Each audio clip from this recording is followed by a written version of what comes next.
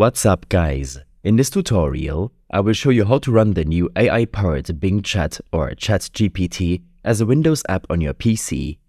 This should be quite an easy tutorial. For more information, click on the first link in the description below. Open up your Microsoft Edge browser and navigate to bing.com. You can follow the same steps for the OpenAI Chat GPT domain. From here, click on the burger menu icon on the top right of your window and navigate to Apps. Install this site as an app. You can then name your new Windows app and click on Install. The new web app will open up, and you can allow it to be pinned to your taskbar, to the Start menu, to create a desktop shortcut, or to start on-device login.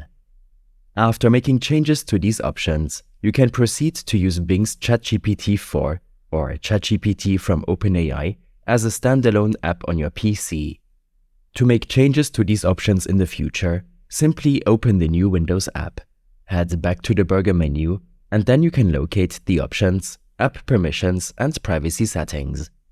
To uninstall this app, right-click the app icon in your Start menu and select App Settings. If you're unable to locate the app icon in your Start menu, then open up your Windows settings, and in your App Settings, select Installed Apps and search for the name of the created application.